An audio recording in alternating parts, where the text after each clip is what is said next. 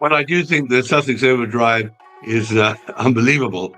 But I mean, I don't think that he is going to get back in, which showed that he is very commercially minded, which we'll get into later on, which makes it impossible for him. And of course, Meghan wouldn't come back to Britain. Harry and Meghan, the other side, smiling and all the rest of it. Is that Meghan has got no real income anymore. She's finished. Right. The Netflix series is over.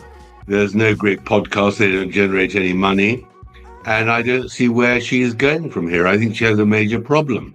It was Meghan speaking, and now we know it's Meghan speaking again. And so this isn't because the book contains that her brand was in great trouble. American Riviera Orchard, that she had allegedly nicked the idea. She wanted wealth and she wanted fame.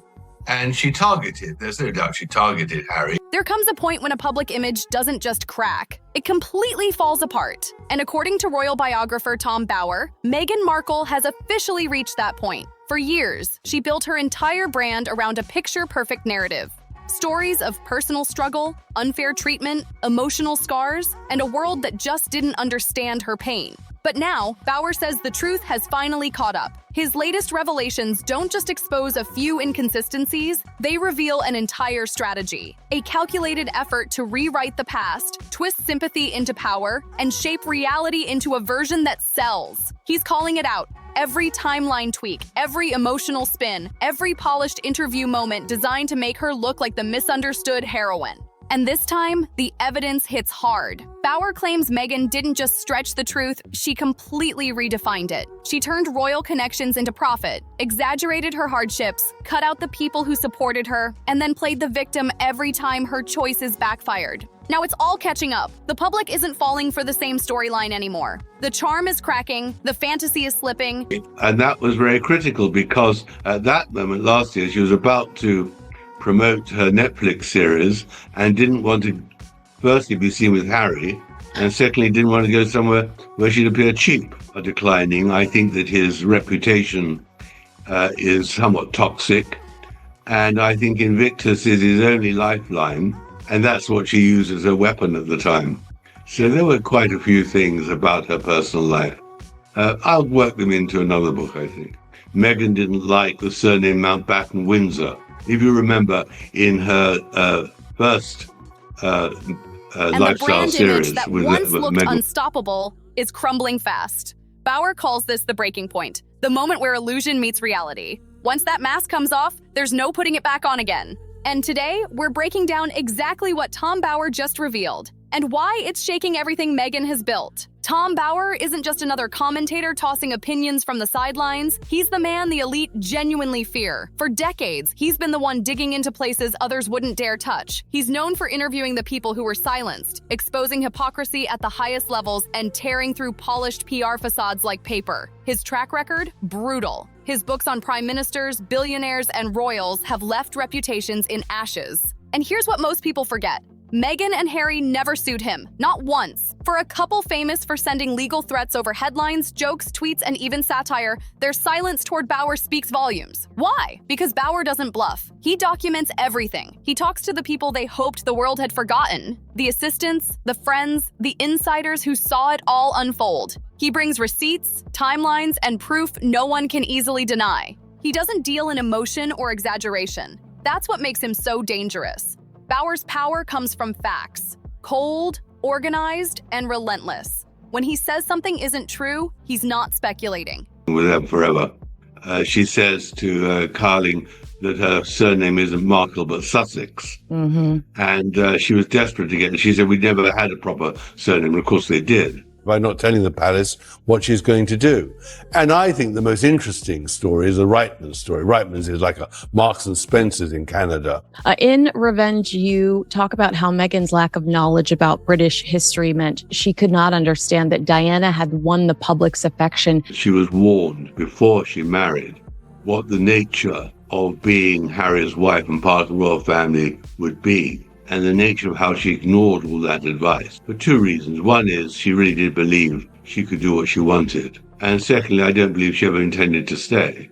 She always intended to take the title, He's showing documents, witness statements, and exact contradictions. That's why his new statements about Meghan hit like a thunderclap. He says this isn't about gossip, it's about confirmation, real details that back up what critics have whispered for years. And according to Bauer, the breaking point came the moment Meghan tried to monetize the Queen's personal nickname, a moment he calls one of the lowest things the Sussexes have ever done. Here's what he revealed. Meghan and Harry had already purchased the domain name connected to Lilibet before even telling the Queen about their daughter's birth. Let that sink in. They were turning something deeply personal, something sacred, into a branding move before the family even knew. That nickname wasn't just sweet or sentimental, it belonged to the Queen's childhood. It was used only by her parents, her husband, and the closest people in her private world. And to see it commercialized? Bauer says it crossed a line the public couldn't ignore. When Harry claimed he'd asked for permission, the palace quietly pushed back, not through rumors, but directly to the BBC. They said the truth was simple. He didn't ask, he announced.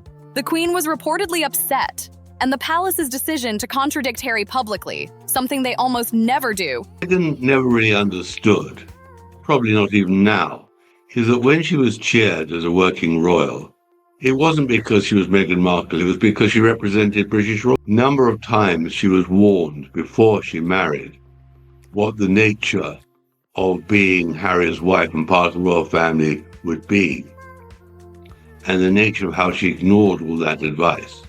For two reasons. One is she really did. Showed how undeniable the evidence must have been. Then came the twist. Harry's team tried to pressure the BBC into retracting the story, even hinting at legal action. But the palace refused to bend.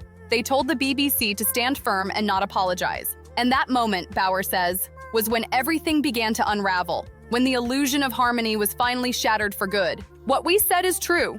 That's the tone the palace used. Cold, firm, and final.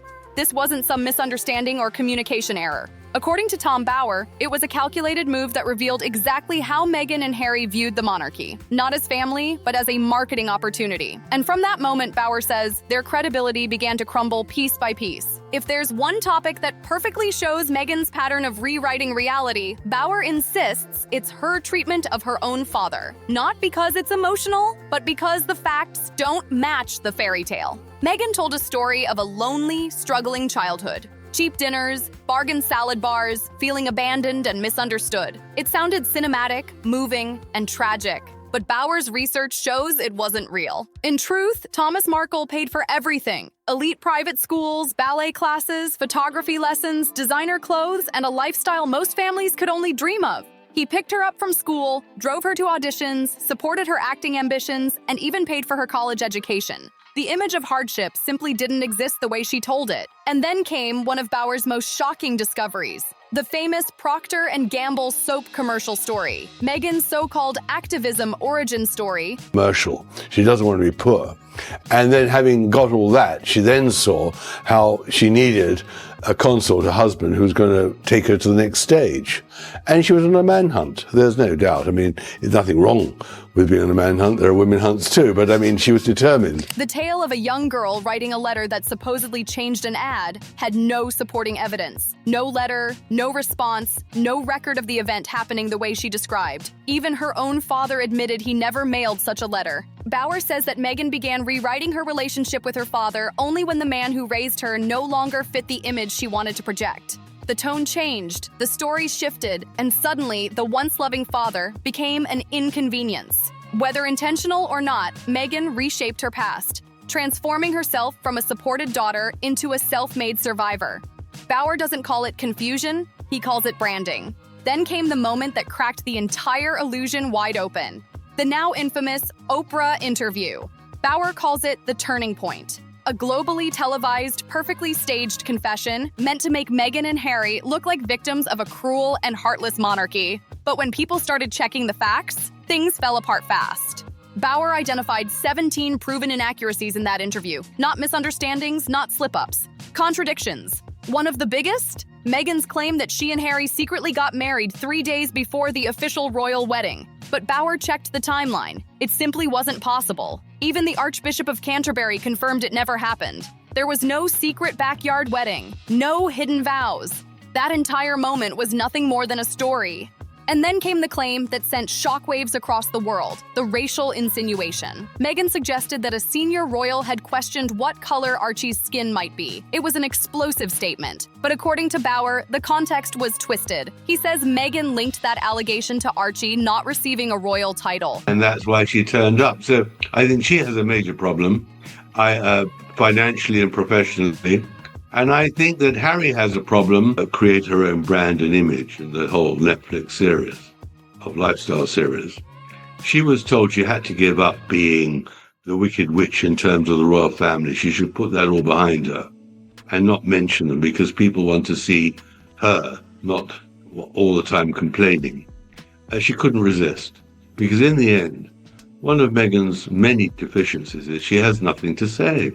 There's no originality. As if the two things were connected, when in reality, they weren't at all. Bauer argues that this tactic, connecting emotional claims to unrelated royal protocols, was part of a larger pattern. It created outrage, sympathy, and headlines, but not truth. And that, he says, is how the narrative finally started to collapse. Not through scandal, but through simple fact-checking that pulled the curtain back on the performance. The royal rules weren't personal. They were written long before Meghan ever entered the family.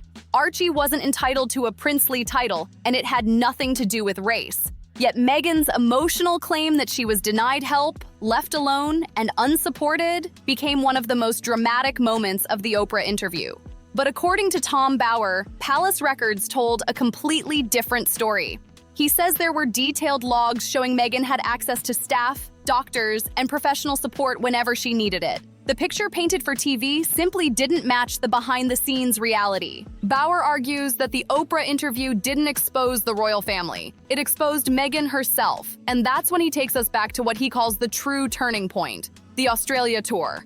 At first glance, that trip looked like a fairy tale. Crowds cheering, glowing press, stunning photos. The world thought Meghan had officially cemented her place in royal history. But behind the scenes, Bauer uncovered always has to fight for a place. She has to fight for the spotlight. She has to fight to be seen.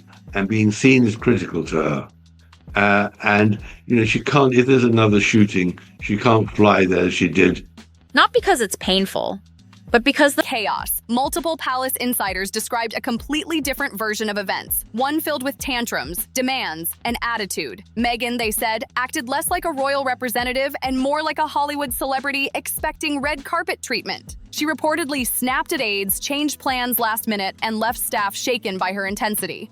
One account even described a teacup throwing incident that became infamous among those who witnessed it. Bauer says that moment revealed everything. The clash between royal duty and Meghan's expectations. But what made it worse, Bauer explains, was psychological. Meghan believed those cheering crowds were there for her alone, that she was already Diana-level famous. She saw herself as the star, the main event, the woman meant to be center stage. But soon she realized something she couldn't stand. No matter what she did, she would always rank below William and Catherine. Not because of jealousy, not because of race, but because of royal hierarchy, a system centuries older than her. And that realization, Bauer says, changed everything.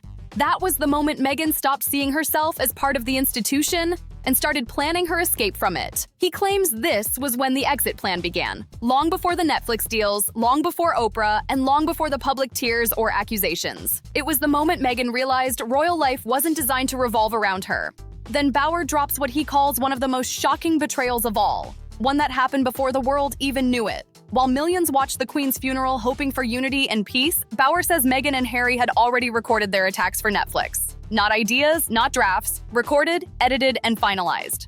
So when the couple joined William and Catherine outside Windsor Castle, appearing side by side in grief, I don't want to do that. And the other thing is, I've done nothing wrong.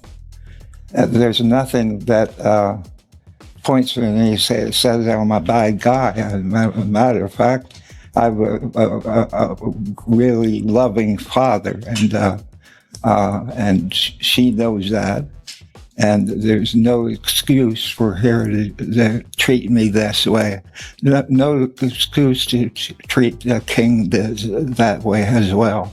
Bauer's research uncovered something even more. The world saw a powerful image of family solidarity, but behind that image was something far colder. What William didn't know, what no one knew, was that Harry and Meghan were already sitting on hours of recorded accusations. Footage filled with criticism, resentment, and personal grievances directed at the very people standing beside them that day. Bauer calls it a calculated deception. Harry shook hands with mourners and comforted the crowd while knowing his voice was already on tape, accusing his own family of lies, shouting matches, and mental distress. This wasn't some misunderstanding or emotional outburst. It was, as Bauer puts it, strategy.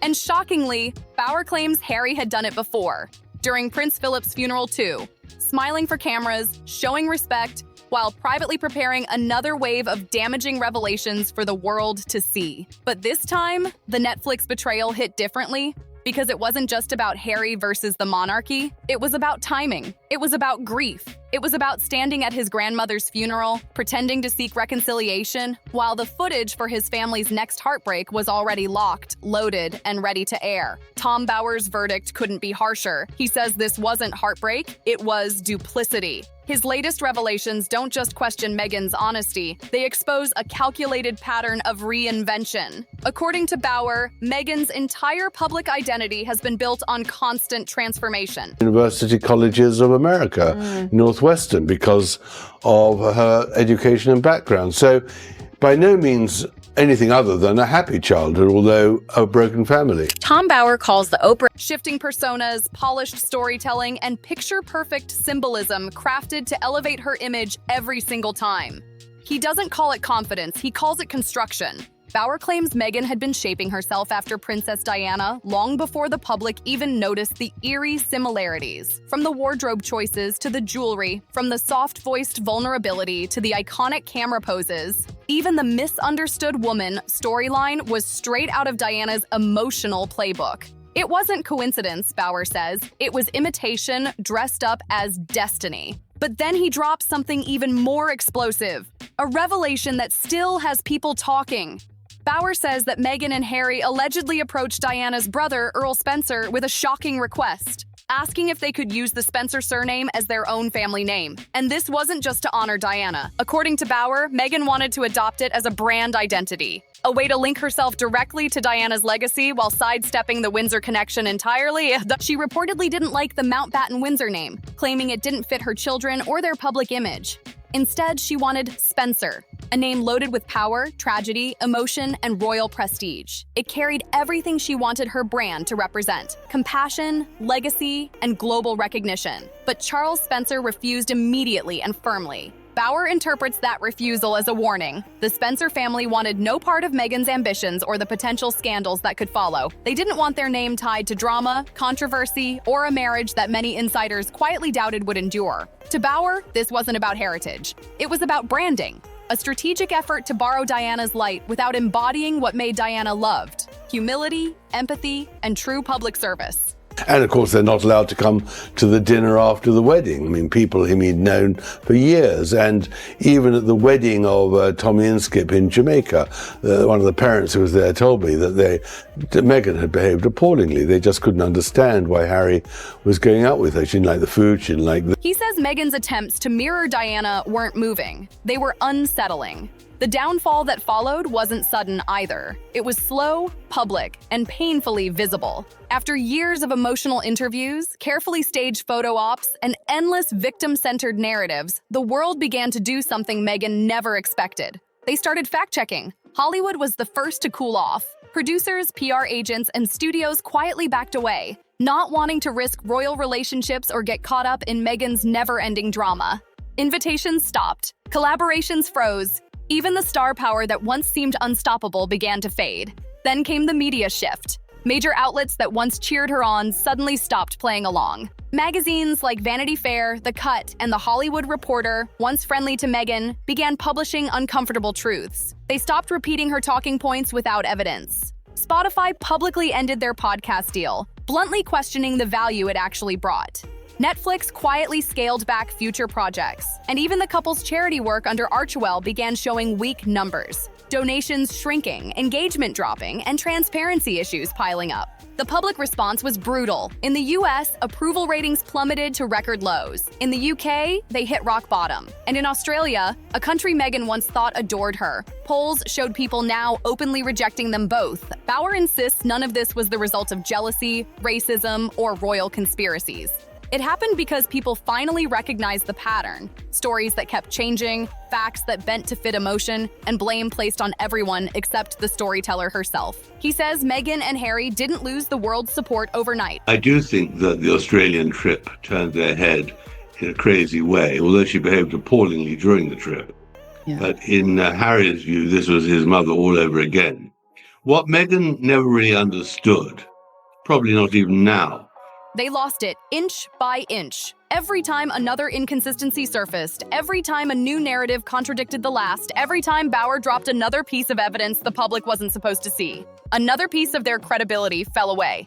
Now, after years of investigation, Bauer's final assessment hits harder than ever. Based on his interviews, leaked documents, insider accounts, and palace whispers, he says Meghan has reached a point of no return. The brand she built can't be saved. Not by another interview, not by another rebrand, not by another tearful monologue about being misunderstood. Her story, Bauer argues, has finally run out of rewrites. The illusion that once fueled global fascination has collapsed under its own weight. And what's left now isn't mystery. It's exposure. The narrative that once made her unstoppable has become the very thing pulling her empire apart. One fact check, one revelation, one truth at a time. The public has already seen too much. The mask has completely slipped, and there's no putting it back on now.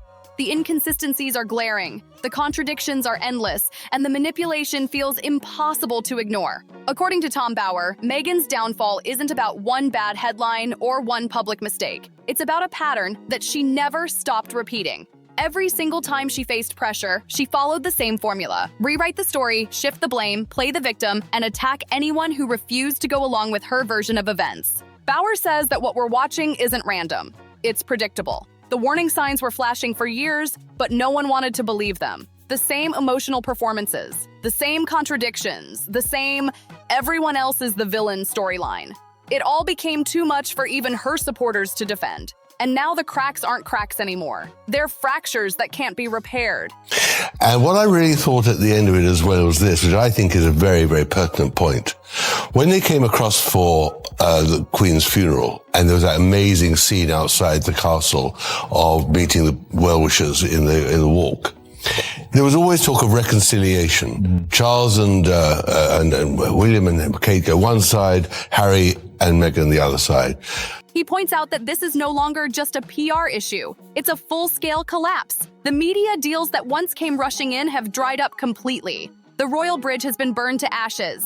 Hollywood, once her dreamland, is now quietly backing away. Studios, producers, and sponsors don't want to gamble their reputations on a brand that's become synonymous with drama and division. The sympathy that once made her unstoppable has evaporated. The public is tired, the press has moved on, and even her fan base has started to fade away. The one move she used again and again, the "I was wronged" card, simply doesn't work anymore. The public has heard it too many times, and now every emotional speech, every dramatic interview feels rehearsed instead of real. According to Bauer, the formula that once earned her empathy has turned into the very reason people stopped believing her. It's not heartbreak anymore, it's exhaustion. And then comes Bauer's final blow, the one that stings more than all the rest. He says Meghan's biggest problem isn't the public, the palace, or even Harry. Her real downfall comes from within. She built an entire global empire on a version of herself that couldn't survive the truth. Every time the facts catch up, another layer of her image peels away, and the polished, sympathetic persona she worked so hard to protect starts to fade in real time. According to Bauer, this is what happens when a brand is built on illusion. Eventually, reality shows up. And when it does, no amount of PR or glossy interviews can stop the damage. Once the evidence comes out, once receipts, witnesses, and timelines contradict the story, there's nothing left to protect the myth. The brand collapses because it was never meant to withstand the truth. We heard today about Charles lying, about William screaming and shouting, was in the can, was being edited. And they duplicitly did not reveal what they were. He predicts that the next year will be Meghan's most revealing yet, but not because she'll speak again. It'll be revealing because the world will finally stop listening. The silence, he says, will say more than any interview ever could. For years, Meghan controlled her own narrative. Carefully crafted statements, emotional sound bites, sympathy-driven storytelling. But Bauer believes that era is over. The public isn't waiting for another explanation. They're done. He says the truth doesn't need to scream. It just needs time. And that time has come. The Netflix deals, the podcast ambitions, the high society invitations, all of it is fading, one by one. Hollywood thrives on buzz, but it also knows when the spotlight turns toxic, and right now, Meghan's brand isn't bringing inspiration. It's bringing fatigue. Even allies are stepping back quietly, choosing not to associate with the drama anymore. And it's not just about image, it's about credibility. Once that's gone, there's no rebuilding it. The royal family, Bauer says, doesn't even need to respond anymore. They've learned that silence is their greatest weapon. Every time Meghan speaks, the public does its own fact-checking, and the truth surfaces without the palace lifting a finger. So where does that leave her now? Bauer believes the unraveling is speeding up. With each revelation, each exposed inconsistency, each project that falls apart, the empire she tried to build on emotion and controversy slips further out of her control. There's no rebrand strong enough to rewrite what the world has already seen. According to Bauer, this isn't just the end of an image, it's the end of an era. Meghan's story once inspired millions, but now it serves as a warning. When fame is built on fiction, the truth always finds a way to break through. So what do you think? Has Meghan finally hit the point of no return? Has the world moved on for good? Drop your thoughts in the comments. I want to hear what you think. Make sure to hit that like button, share this video with someone who's been following the royal drama, and don't forget to subscribe for more deep dives into the stories everyone's talking about. Thanks for watching, and I'll see you on the next one.